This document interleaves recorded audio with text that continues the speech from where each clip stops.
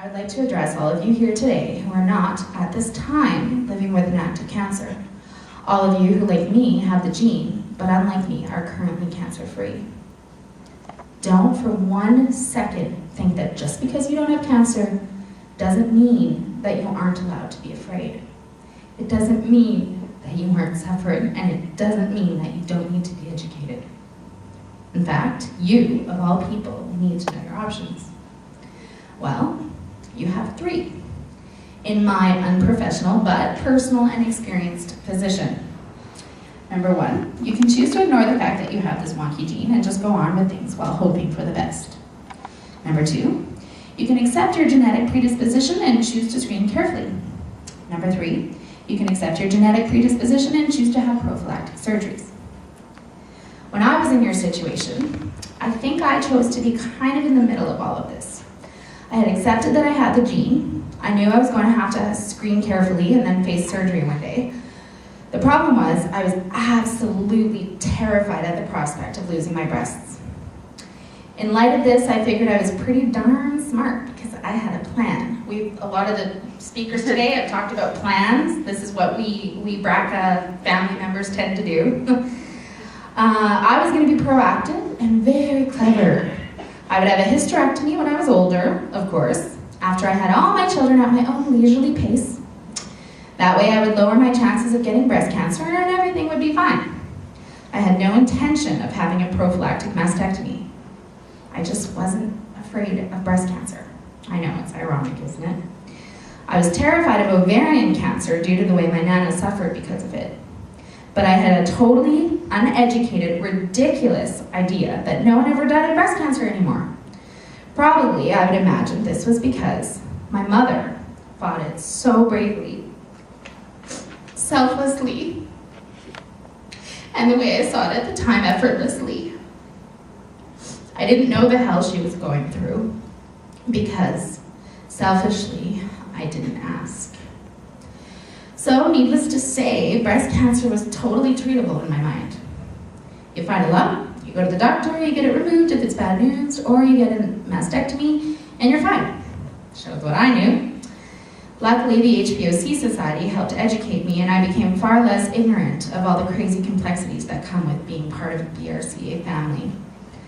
But at the time, I figured I didn't have to worry about all that stuff anyways because I had this fantastic plan. Safe as can be, all wrapped up in a pretty little bow. Well, you know now that isn't how it worked out. I got sick before I could have all the children I wanted, which led to a hysterectomy because estrogen often feeds breast cancer, and I ended up having to have a mastectomy. So, all the prophylactic surgeries that terrified me ended up becoming my reality anyways.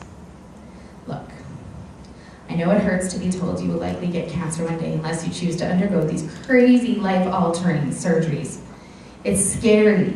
It sucks. It's not fair. Most people who choose to get genetic testing have already dealt with the immeasurable pain of watching loved ones suffer in the worst way.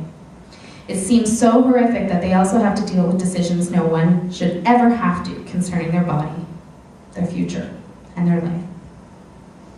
My sister should not have to, at 21, think about the crazy odds that she has of getting cancer one day. How quickly she should have kids when or if she's going to change her body.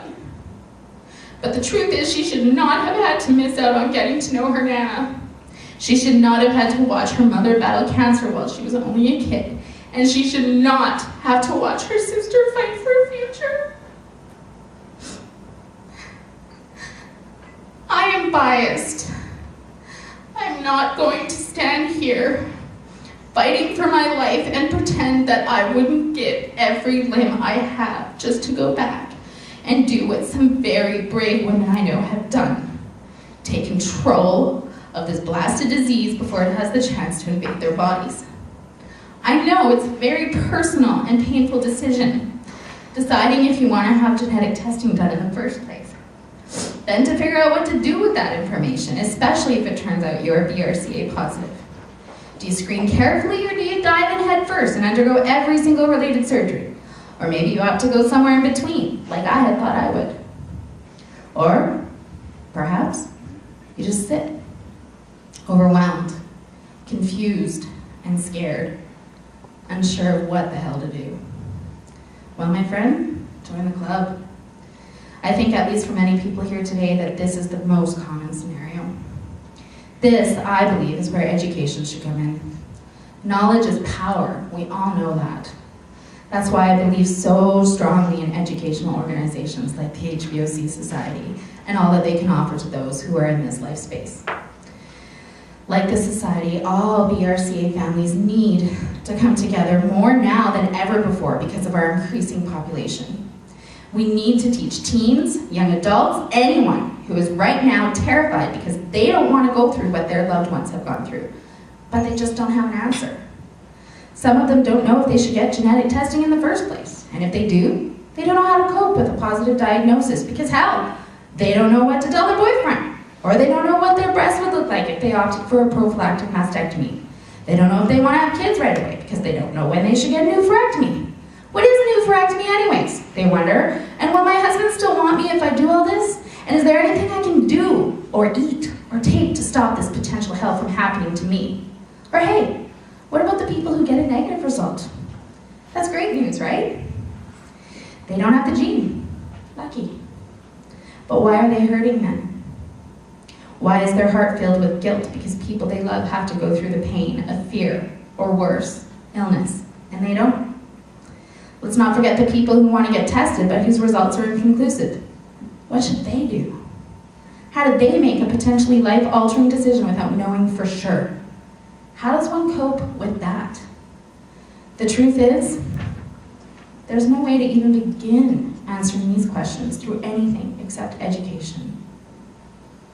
The HBOC Society helped me with my quest for answers, that's for sure, and I know that they can help you find yours. I believe in this foundation.